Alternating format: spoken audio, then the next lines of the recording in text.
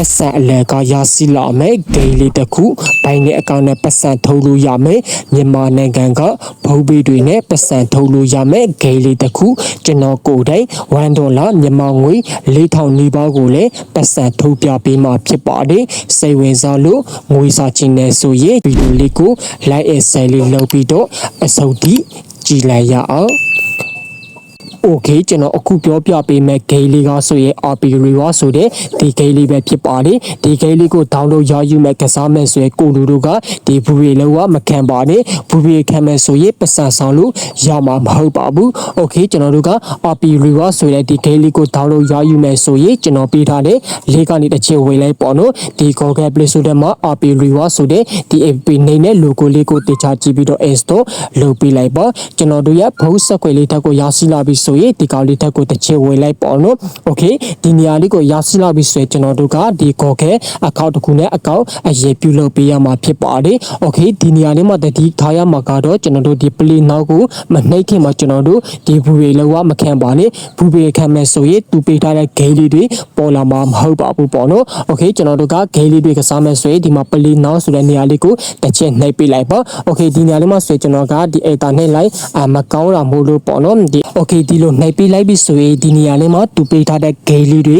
ပေါ်လာမှာဖြစ်ပါတယ်သူပေးထားတဲ့ game လေးတွေကိုကျွန်တော်တို့က download ဆွဲပြီးတော့ကစားမယ်ဆိုရင်ပတ်စံရရှိလာမှာဖြစ်ပါတယ်โอเคပထမအနေနဲ့ကျွန်တော်တို့ဒီမှာသူပေးထားတဲ့ game လေးတွေအများကြီးညှိတွေ့ရမှာဖြစ်ပါတယ်โอเคဒီထက်ကနေအစိပ်ပြရ game လေးတွေကိုကျွန်တော်တို့ရွေးချယ်ပြီးလို့ရတယ်ပေါ့နော် game လေးတွေကိုမရွေးချယ်ခင်မှာကျွန်တော်တို့ကဒီမှာသူပေးထားတဲ့တူတက် quite လေးတွေညှိတွေ့ရမှာပေါ့နော်ဒီ game ကိုကျွန်တော်တို့ download ဆွဲပြီးတော့သူပေးထားတဲ့ message test တွေကိုကျွန်တော်တို့လုပ်ပေးမယ်ဆိုရင်သူကအများဆုံးကျွန်တော်တို့ quite 1000ကျော်ကိုပေးထားမှာဖြစ်ပါတယ်ဒီ game လေးကိုကျွန်တော်တို့ download ဆွဲပြီးတော့သူပေးထားတဲ့ message တွေကိုအကုန်လုံးကျွန်တော်တို့ပြီးအစိုးအောင်လုပ်မယ်ဆိုရင် quite 600ကျော်ရရှိလာမှာပေါ့နော် okay ဥပမာအနေနဲ့ကျွန်တော်ဒီ game လေးထက်ကိုတစ်ချက်ဝေပြမယ် okay ဒီ game လေးထက်ကိုမဝေခင်မှာကျွန်တော်တို့ကဒီမှာ more ဆိုတဲ့နေရာလေးကိုတစ်ချက်နှိပ်ပေးလိုက်ပေါ့ okay ဒီလိုနှိပ်ပေးလိုက်ပြီးဆိုရင်ကျွန်တော်တို့ကဒီ game လေးကိုပေါ့နော် level ကျွန်တော်တို့ဒီမှာငေါ်တီ complete အနေနဲ့ငေါ်တီကျွန်တော်တို့ဒီ game လေးကိုကစားပေးလိုက်မယ်ဆိုရင် quite ဆက်တက် quite ရရှိမှာပေါ့နော်ဒီမှာဆိုရင်30တီကစားပေးလိုက်မယ်ဆိုရင် quite ဆက်နဲ့ quite ရရှိလာမယ်သူပေးထားတဲ့ဒီမှာ message အလိုက်ကျွန်တော်တို့လှုပ်သွားပေးမယ်ဆိုရင်ပေါ့နော်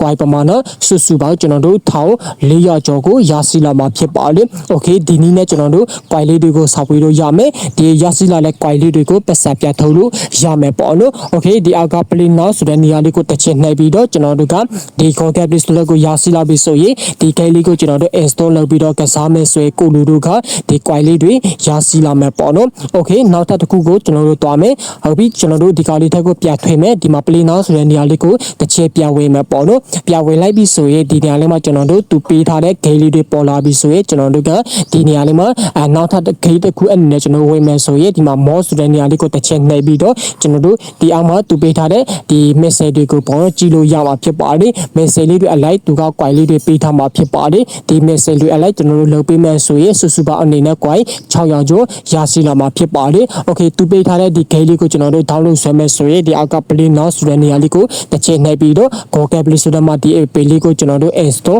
လွယ်ကူကူနဲ့လုပ်လို့ရမှာဖြစ်ပါတယ်အရာကိုလွယ်ကူပါတယ်ပေါ့နော် okay နောက်ထပ်တစ်ခုအနေနဲ့ကျွန်တော်တို့ဒီအောက်မှာဆွဲ service စီမှာပေါ့နော်ဒီအောက်မှာဆွဲတော့ office စီမှာပေါ့နော်ဒီကောင်လေးတွေကမြန်မာနိုင်ငံအတုပ်ပြုလို့အဆင်မပြေဘူးပေါ့နော်တခြားနိုင်ငံကဆိုရင်အဆင်ပြေမှာဖြစ်ပါတယ် okay နောက်ထပ်တစ်ခုအနေနဲ့ကျွန်တော်တို့ဒီအောက်ကကောင်လေးကိုတစ်ချက်နှိပ်ကြည့်မယ်ဒီမှာဆိုရင်လည်းကျွန်တော်တို့ဒီ play game ဆိုတဲ့နေရာလေးကိုနှိပ်လိုက်မယ်ဆိုခုနကကျွန်တော်တို့ game download ဆွဲပြီးတော့ကစားရတဲ့နေရာလေးကိုပဲပြန်လဲရောက်စီသွားမယ်ပေါ့နော် okay နောက်တစ်ခုအနေနဲ့ကျွန်တော်ဒီအောက်ကမီပုံစံလေးကိုတစ်ချက်နှိပ်မယ်ဆိုရင်ဒီမှာကျွန်တော်တို့ကတနည်းတစ်ခါဒီ quite လေးတွေကိုဝယ်ယူလို့ရမယ်ပေါ့နော်သူပေးထားတဲ့ကျွန်တော်တို့ game လေးတွေကို download ဆွဲပြီးတော့ကစားမယ်ဆိုရင်ကျွန်တော်တို့ကတနည်းတစ်ခါဝယ်ယူလို့ရမှာဖြစ်ပါတယ် okay နောက်တစ်ခုအနေနဲ့ကျွန်တော်တို့ဒီမှာ air rifle လောက်ချင်တဲ့တူတွေဆိုရင် air rifle လေးလောက်လို့ရမှာဖြစ်ပါတယ် okay ရရှိလာတဲ့ quite လေးတွေကိုကျွန်တော်တို့ပတ်ဆက်ပြထုတ်မယ်ဆိုရင်ဒီမှာ reader ဆိုတဲ့နေရာလေးကိုတစ်ချက်ထောင်းလိုက်ပေါ့နော်ထောင်းလိုက်ပြီးဆိုရင်အပေါ်မှာကျွန်တော်တို့ရရှိထားတဲ့ quite ပမာဏလေးတွေကိုသူကပြပေးထားမှာဖြစ်ပါတယ်အောက်မှာဆိုရင်ကျွန်တော်တို့ဒီပတ်စံထုတ်လို့ရမယ့် wallet တွေကိုသူကဒီမှာပြပေးထားမှာပေါ့နော